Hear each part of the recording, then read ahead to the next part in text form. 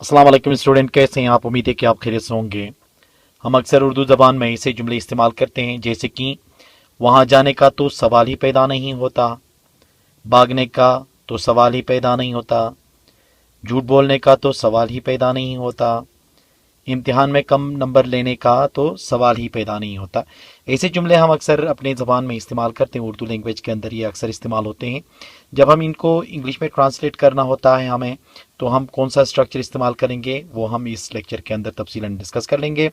वो तमाम व्यूअर्स जिन्होंने अभी तक चैनल सब्सक्राइब नहीं किया, आप चैनल सब्सक्राइब करके बेल का आइकन दबा लें ताकि हर न्यू अपडेट आपको आसानी से मिल सके। तो आइए शुरू कर लेते हैं। देखें, सवाल ही पैदा नहीं होता कहने के लिए इंग्लिश के अंदर नो क्वेश्चन अराइज टू का इस्तेमाल होता है। नो क्वेश्चन अराइज टू हम किस लिए इस्तेमाल करेंगे? सवाल ही पैदा नहीं होता, मतलब ऐसे जुमलों को इंग्लिश में ट्रांसलेट करने के लिए इस स्ट्रक्चर का इस्तेमाल करेंगे। इसका फार्मूला कुछ इस तरह से बनेगा। देखें, सबसे पहले लगेगा नो क्वेश्चन अराइज टू, फिर उसके बाद वर्ब की फर्स्ट फॉर्म, फिर उसके बाद आगे हम ऑब्जेक्ट लगाएंगे। जैसे कि देखें, वहां जाने का तो सवाल ही पैदा नहीं होता, वहां जाने का तो सवाल ही पैदा नहीं होता। तो इसके लिए क्या कहेंगे? देखें, no question arise to go there, no question arise to go there. भागने का तो सवाल ही पैदा नहीं होता, भागने का तो सवाल ही पैदा नहीं होता। ये क्या होगा? देखें, no question arise to run, no question arise to run. इसी तरह देखें, झूठ बोलने का तो सवाल ही पैदा नहीं होता, झूठ बोलने का तो सवाल ही पैदा नहीं होता। जैसे कि अक्सर बहस व मुबाहिसे में कहते हैं कि नहीं यार, वो वहाँ पे झूठ बोलेगा, वो वहाँ सच नहीं बताएगा, तो आप कहते हो कि नहीं भाई, झूठ बोलने का तो सवाल ही पैदा नहीं होता।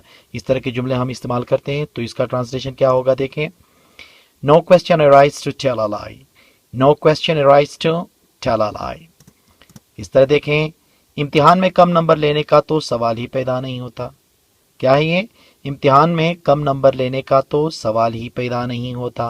तो इसका क्या होगा? देखें, no question arise to get less marks in exam, no question arise to get less marks in exam.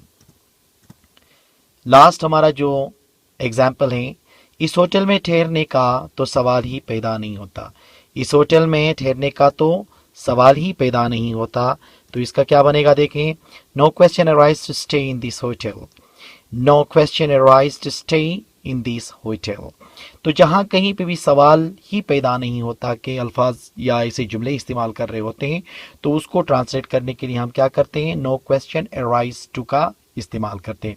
तो ऐसे बहुत सारे जुमले आप बना लीजिएगा, क्योंकि फार्मूला आपको दिया गया है, इसके मुताबिक आप बहुत सारे जुमले बना के आप प्रैक्टिस कर सकते हैं ताकि आपकी इंग्लिश के अंदर फ्लुएंसी पैदा हो। उम्मीद है कि आज का ये लेक्चर आपको पसंद आया होगा। Thank you very much.